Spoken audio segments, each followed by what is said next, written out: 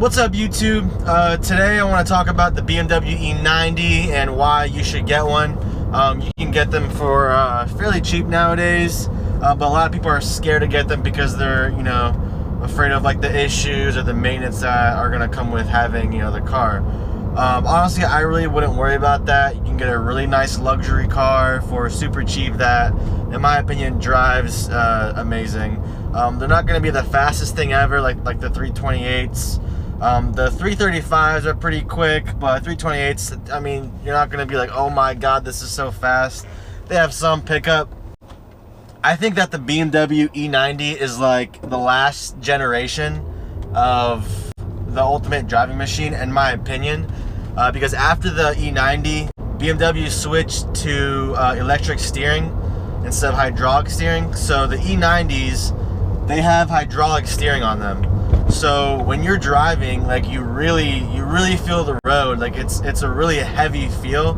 I like the heavy feel. I don't like the light feeling. Like if you ever driven like a Lexus or something, how light that feels. That's how like all new cars feel nowadays. And it's not like, I don't feel confident or comfortable driving a car with such a light steering wheel. So with the E90s, I love the way it feels. You feel very confident when you're driving it. It feels very planted. The suspension is great. The looks are really good. I mean, BMW, they obviously make their cars kind of timeless. So like even like my car, it's a little older, but people think it's newer, and I laugh. I'm like, no, it's not. So you can find used ones pretty optioned out. I have another video explaining what to look for when getting an E90. You can watch that. But they come, I mean, you can get these cars very, very basic, like base with crank seats and stuff, or you can find one that's like super loaded, that's got every single option. Yeah, the E90s, they leak oil, everyone knows that. You're looking at the oil pan gasket, the oil filter housing gasket, and the valve cover gasket. So those are like the three main oil leaks. Honestly, those three jobs, they're not that crazy hard. The oil pan gasket is a little tough because you have to bring down the subframe. So if you know how to do all that stuff, then you're pretty much set. Other than that, I mean, the oil change on this car is really simple. Anything suspension wise, very simple to fix. You can use ECS tuning or FCP Euro to get all your parts. They're really not that expensive. The brake job on these, super simple. Yeah, and these cars, they're not really that quick. Like the 328i, it's not fast. You're not gonna like be blown away when you like hit the pedal.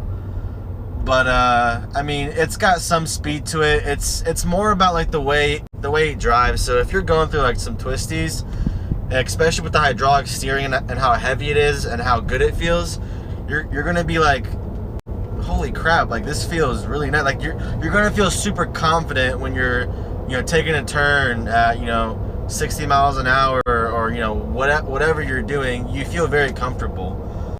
The brakes on these things are amazing, but if you don't really like brake dust, I would change out the pads, because the factory pads, or the pads that BMW recommends or uses on these, they do send out a lot of brake dust, so your rims are going to be dirty a lot. But they do bite hard. They bite really good. I will suggest getting some like I think it's called Accubono or something like that brakes. They won't bite as hard, but they will send out a lot less dust, so you won't be cleaning your rims every other day. With me, I clean my rims now like probably every month probably, because the brake dust doesn't get that bad. Before, I had the factory pads, or the ones that BMW recommends, and you had to clean your rims at least probably every like 4 days because it got that bad. But switching to pads that produce less dust, I mean, it's not that big of a difference. I noticed it didn't bite as hard. They still brake really good, but it's just not as good, I guess you could say. What else can I talk about? This piece of shit. With these things, like, they're really fun. You turn the traction control off, you just send it around the corner. It's really fun. The rear wheel drive, obviously, so the back really gets sideways. That's always fun to do. I never do that though, obviously. This car came with the 17-inch sport rims.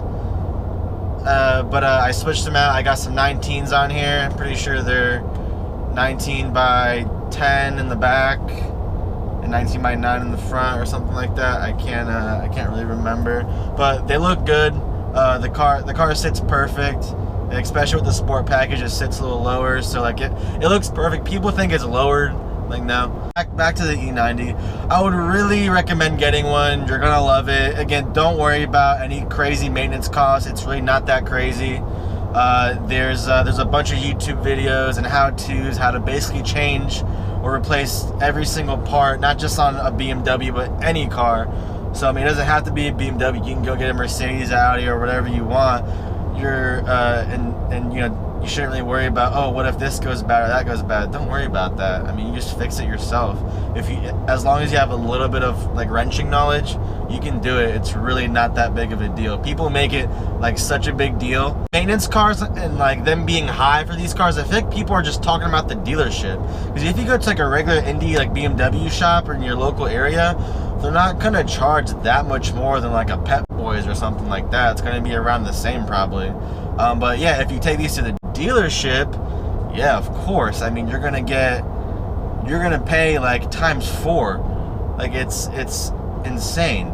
But I mean, you can either take it to your local indie shop or you can just do it yourself. It's really not that hard. I've done. So yeah, I would definitely check them out.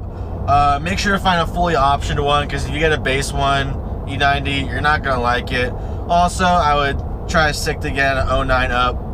If you can't afford it, you know, get the 06 or 08, but make sure you find one that's pretty well optioned, so you're at least happy with it. Anyways, that's it. Thanks for watching. See ya.